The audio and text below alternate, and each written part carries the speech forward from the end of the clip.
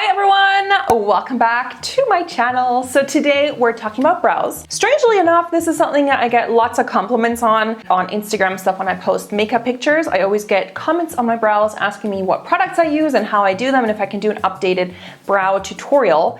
So I thought I would do that because I've kind of changed up how I do my brows. So obviously I've left this side completely natural so you can see what my actual brow hair looks like compared to how it looks once I've done my brows. Because the issue that I have is that I just don't naturally have a lot of brow hair. I have tried brow serums to increase the growth. That didn't really work for me. I thought about microblading, but I'm like so scared of microblading because I'm thinking like, what if they jack up my brows? Then they're just gonna look completely screwed up. So far, I've found some great products that are just like my go-tos, and I have discovered a good method of applying them and kind of worked out what works for me. What I'm kind of going for is a natural bushy brow look that actually looks like little hairs, because I don't want that kind of Instagram brow, you know what I mean? Like the super stylized with the like perfect fade. Personally, I just don't think that looks that great on me. Yeah, I hope you guys like this video. If you do, please give it a thumbs up and subscribe to my channel, and let's get started.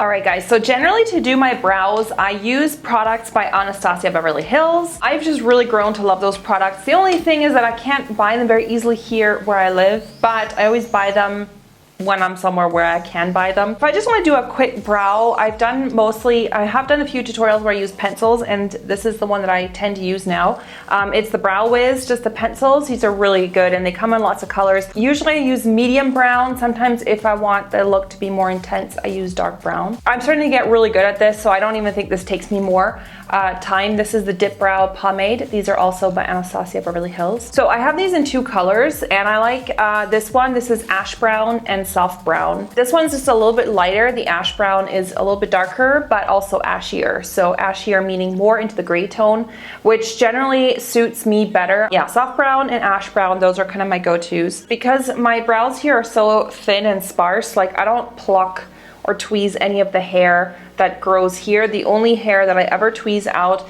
is hair that's like growing down here or like growing up here that isn't actually in any way part of the brow. Like as soon as it kind of goes into the brow, I will leave it, but if there's like little stray hairs, those are the only hairs that I remove. So what I like to do is just kind of brush the hair all in one direction. I just use like a mascara spoolie thing. I have a little bit of a gap right there, so I tend to have to fill that in, but I don't really want to shape my brow in any different shape than it already is. Like my brows are very arched naturally, like as you can see, I don't tweeze them in that way. So the only thing that I want to do is fill in some gaps, maybe make it a little bit thicker and fuller. But today I think I'm gonna go with soft brown. And then what I actually use is a spatula like this. Now this is optional. You can dip your brush straight into the product, but I find that that way I have to keep the lid open for longer, which means that the product dries out faster. So I've gotten into the habit of using these spatulas, and this is just like one by Creolon, I think. Now I have mixed mine up here with some Duraline by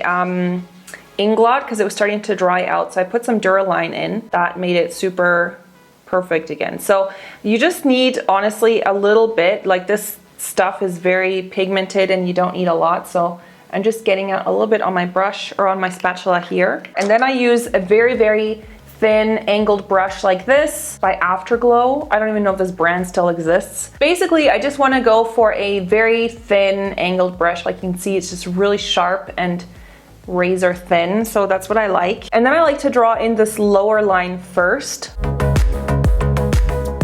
Wing it out here. So I've kind of just drawn in the parallel line on the bottom, or the sort of straight line on the bottom, starting where my hair grows on this end. And then sometimes what I'll do is, because I don't want that arch to be sometimes so high, so I'll kind of bring the arch down just a little bit. Flatten it out a little bit. Like I do the upper line, but I start about here. I don't start it all the way in because I'll show you, I do that side a little bit differently. So I'm just doing the upper parallel line, and then it connects to the tail. Now this part I want to fill in because, like I said, I don't have a lot of hair there.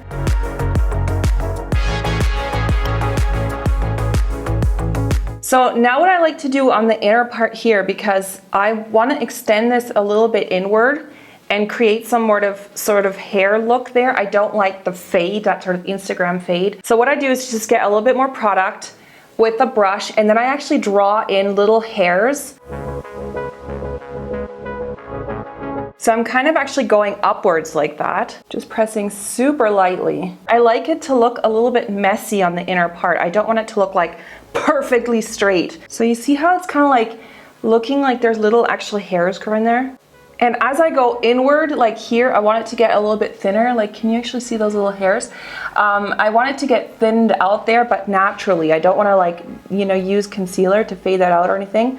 I just want it to look like there's less hair growing. So I'm gonna go back in with ash brown. So this is the slightly deeper, darker color. Now I don't do this every time. Usually I'll just do this, do the other brow, and that's it. Sometimes if I want it to be like more dramatic, especially if I'm doing like a dark look, like smoky eyes or something, then I will want the bottom to be almost like a little bit darker. Gonna go in with the slightly darker color. You can do this with eyeshadow as well. It's just put a slightly deeper color here on the bottom. And I just love how pigmented this product is, this brow gel stuff. It's just so pigmented. For me, that's really important because I'm actually kind of faking it. Like I have gaps and stuff, so I've used other brow products that just don't cover.